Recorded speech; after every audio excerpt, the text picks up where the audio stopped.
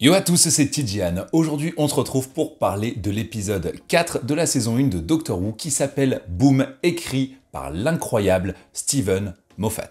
Après avoir relancé Doctor Who en 2005 et avoir quitté la série après avoir fait son temps, Russell T Davies a continué à suivre plus ou moins de près ou de loin Doctor Who. Il a souvent réagi aux nouveautés qui arrivaient dans Doctor Who, mais également au nouveau cast qui arrivait et aux personnes qui jouaient le Docteur. Car quoi qu'on en dise, tout ce qui se passe dans Doctor Who depuis 2005 est dû à l'envie qu'il a eue de relancer la série. Et il y a quelque chose d'assez exceptionnel chez cette personne, c'est qu'il arrive toujours à s'entourer des bonnes personnes au bon moment. Il a une sorte de carnet d'adresses de personnes exceptionnelles. Je parle par exemple de Gold Murray qui fait des musiques incroyables et qui est lui aussi de retour dans Doctor Who. Et parmi son carnet d'adresses de personnes incroyables, il avait Steven Moffat pour écrire plusieurs scénarios de Doctor Who. Steven Moffat qui par la suite a repris le rôle de showrunner pour la série. Et donc le retour de Russell T Davies aux commandes avec cette saison 1 de 2024 signe également le retour de Steven Moffat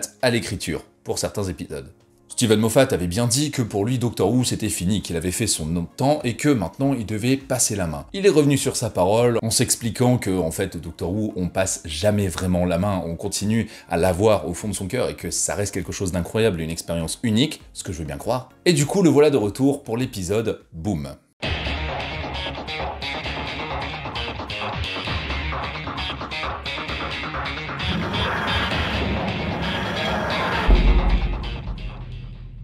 Et même si ce n'est que le troisième vrai épisode de la série, même si le spécial est considéré comme le numéro 1, donc c'est le quatrième, tout est mis en place pour définir les rôles de chacun. Ce que je veux dire, c'est que l'épisode 1, c'est la rencontre, et c'est l'arrivée du nouveau docteur. C'est lui qui doit être vraiment à fond, qui doit montrer son énergie, son punch, et qui va donner la baseline de tout le reste de la saison.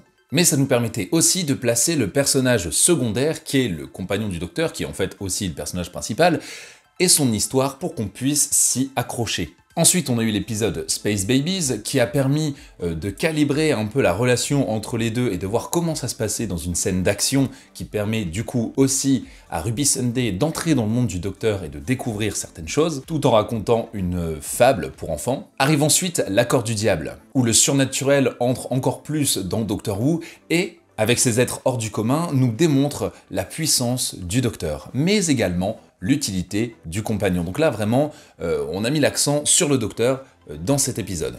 Tandis que dans Space Babies, on avait vraiment mis l'accent sur le côté humain de Ruby Sunday et découverte du docteur pour permettre aux spectateurs qui voudraient regarder ce reboot, découvrir Doctor Who, de pouvoir comprendre l'univers et accrocher ou non. Parce que qu'on soit honnête, les deux premiers épisodes, pour s'y accrocher, je pense que si quelqu'un arrive dans Doctor Who et vraiment commence avec ces épisodes-là, il va commencer par dire attends, est-ce que c'est vraiment ça tout le temps? Parce que c'est des épisodes qui sont vraiment géniaux, mais pour quelqu'un qui commence Doctor Who, je pense que c'est un peu dur de vraiment se mettre dans l'univers. Par contre, avec Boom, on entre dans un épisode vraiment à la Steven Moffat. Pour continuer sur l'analyse, celui-là est à l'accent qui est plutôt mis sur Ruby Sunday. Dans cet épisode, puisque le docteur est immobilisé, on va avoir le droit à un compagnon qui est extrêmement courageuse et qui est là pour le docteur, bien qu'elle n'ait pas conscience du tout de la situation. Bref, commençons sans spoil, voulez-vous? S'il y a bien une personne qui a écrit Doctor Who que l'on peut reconnaître super facilement dans le scénario, c'est Steven Moffat. Pourquoi? Parce que le docteur est toujours face à un épisode de mort imminente. C'est toujours une situation catastrophique, on l'a bien vu quand c'était avec Matt Smith, quasiment toutes les saisons commençaient avec la fin de l'univers, le corps du docteur, la fin de tout, bref, à chaque fois il y avait quelque chose d'extrêmement dramatique. Et Steven Moffat écrit toujours les scénarios pour aller jusqu'au bout de ce danger, vraiment à chaque fois, il va rajouter quelque chose. Comme par exemple dans l'ère de Matt Smith, où il suffisait pas, c'était pas assez suffisant que le docteur meure devant ses compagnons, il fallait également que le TARDIS explose à un moment et détruise tout l'univers et l'espace-temps. Bref, Steven Moffat a ce don de créer des situations d'urgence, des moments extrêmement intenses qui captent l'attention du spectateur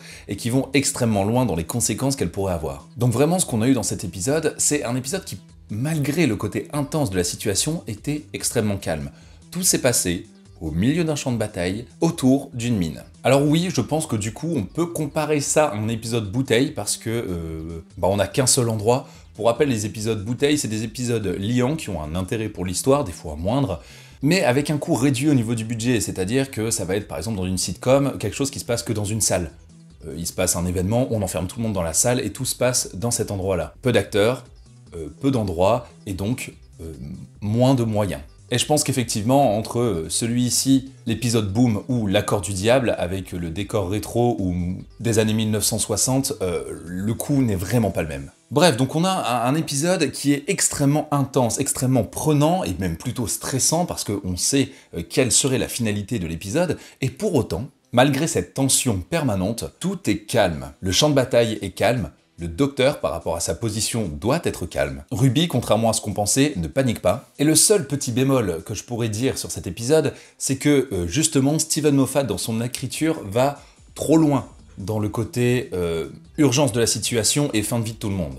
Et le souci qu'on a, c'est que eh bien, Doctor Who nous tease aussi sur les réseaux sociaux pour la suite de Doctor Who, et du coup, le problème de ça, c'est qu'on sait quel personnage va disparaître et quel personnage ne va pas disparaître. Donc par exemple, quand on va voir le Docteur en période de mort imminente ou Ruby, eh bien on va se dire que ce n'est pas possible puisqu'on sait qu'ils sont de nouveau dans la saison 2. Après vous me direz, ce même Steven Moffat a bel et bien fait disparaître Clara Oswald et a réussi à la faire revenir. Donc bon, il est capable du meilleur comme du pire, mais surtout du meilleur. Bref, j'ai eu dans pas mal de commentaires de mes vidéos que j'avais tendance à spoil les épisodes et à spoil beaucoup trop de choses. Donc maintenant, je vais prévenir quand je vais spoil. À partir de maintenant, si vous n'avez pas vu l'épisode, ne regardez pas la suite, parce qu'il va y avoir beaucoup de spoil. Bref, donc à la fin, quand le docteur meurt définitivement, non, soyons réalistes. Il y a une chose que j'ai vraiment adoré dans cet épisode, c'était les corps qui étaient complètement réduits à l'état d'une sorte de tube dans lequel, bon, vous voyez encore des petits morceaux d'oreilles, etc.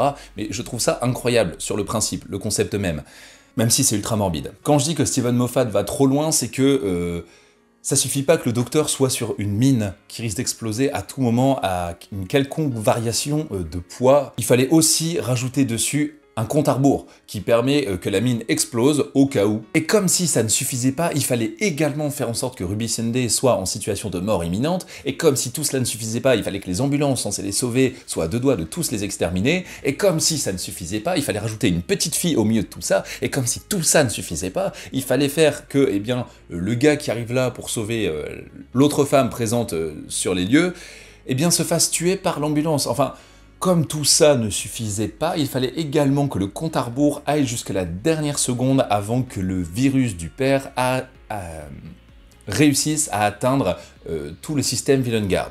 Quand je dis que Steven Moffat va vraiment loin dans son écriture, là on y est à fond. Je veux dire, il a mis tous les pires éléments qu'il pouvait, parce qu'on est passé vraiment jusqu'aux portes de la fin de tout. Même le docteur avait perdu espoir en disant « Ok, c'est terminé ». Ce que je veux dire, c'est que c'était pas suffisant que ce soit une mine qui détruise le docteur, il fallait que la mine, comme le docteur était un seigneur du temps, et que c'était un être donc dit supérieur, eh bien fasse exploser toute la planète et toute vie sur cette planète-là, alors que bon, déjà, il n'y avait plus beaucoup de vie dessus. Mis à part cela, et les quelques petites incohérences, parce qu'il semblerait que Ncuti Gatwa ait eu du mal à rester parfaitement immobile, je veux dire, à un moment, on le voit tourner la tête très rapidement, alors qu'il dit au début que s'il le fait, la mine explose.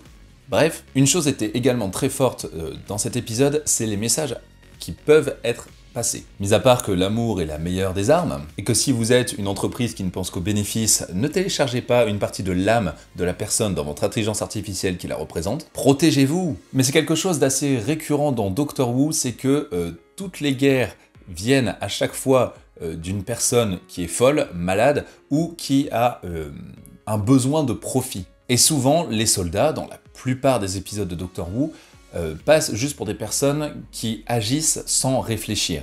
Et c'est quelque chose que le docteur reproche aux soldats, et que c'est pour ça qu'il n'est pas fan des soldats. Par exemple Danny Pink, le prof de gym. Et bien là c'est pareil, parce qu'on se rend compte que les soldats sont sur cette planète, sur ce champ de bataille, qui d'ailleurs est vide, à se battre contre des êtres qui sont soit de la fumée, soit de la boue, soit on ne sait pas trop quoi. Déjà à ce moment-là, il faut se poser 2 secondes et se dire « Attends, il y a un problème quelque part ». Et donc les soldats arrivent là, sur cette planète isolée, pour essayer de battre un ennemi inexistant, qui est en fait créé de toutes pièces par la société Villain Guard, qui doit simplement faire du profit. Plus de morts, plus de bénéfices. Il faut garder un taux de décès acceptable pour permettre à l'économie de fonctionner et pour éviter également le surpeuplement. Le personnage au départ a été détruit a été réduit à l'état de tube si vous voulez, par une ambulance parce que 3 semaines de récupération étaient pour ses yeux était intolérable financièrement. C'est un algorithme. Ça fait des années qu'on nous dit de nous méfier des algorithmes. Et on sait également que les algorithmes maîtrisent énormément de choses, que ce soit dans la fiction ou dans la vraie vie.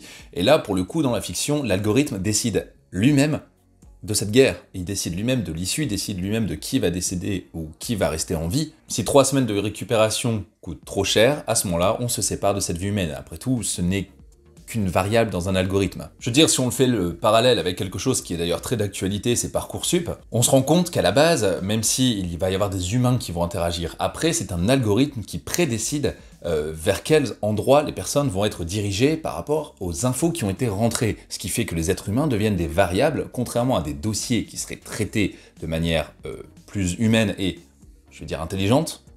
Parce qu'on peut parler d'intelligence artificielle, l'intelligence n'a rien à voir là-dedans. C'est un peu pareil que quel que soit le chiffre que vous prenez, que ce soit par rapport à des dépenses, des recettes ou par rapport à des personnes demandeurs d'emploi, si vous vous attardez sur le chiffre pour essayer de le modifier plutôt que de comprendre la raison profonde de ce chiffre, eh bien le résultat ne sera jamais le bon. Il sera toujours partiel, mais surtout humainement plutôt inacceptable. Bref, je ferme la parenthèse et reviens sur Doctor Who. Cet épisode n'a pas beaucoup de décor.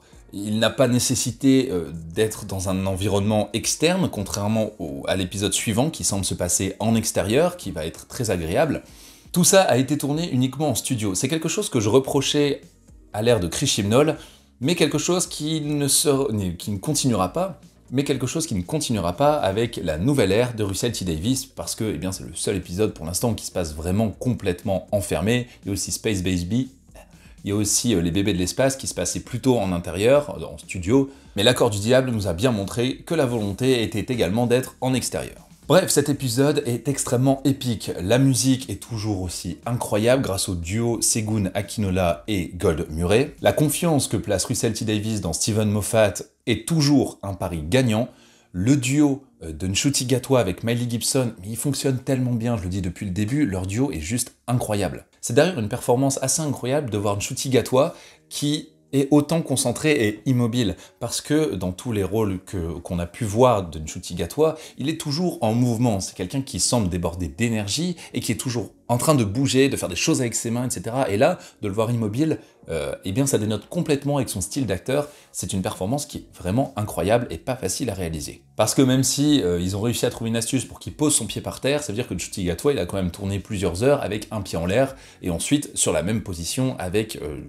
sans pouvoir bouger ses jambes, ni son buste, en essayant d'être le plus stable possible. Et honnêtement, essayer, c'est vraiment incroyable. Bref, j'attends de voir la suite de Doctor Who avec impatience. Pour l'instant, cette saison se passe vraiment extrêmement bien. On est à 3 épisodes qui sont vraiment, vraiment bien. Les 2 premiers nous plongent un peu moins, je trouve, dans l'univers, surtout pour le premier, le Space Babies. Quand on voit celui-là, on peut se dire un peu que Doctor Who c'est vraiment tiré par les cheveux, en mode what the fuck. Mais l'esprit est bien celui de Doctor Who, et les autres nous montrent vraiment qu'on est dans quelque chose d'épique, d'incroyable, et on attend de voir la suite des personnages tels que The Toymaker et Maestro. Bref, en attendant la suite, je vous dis à très bientôt.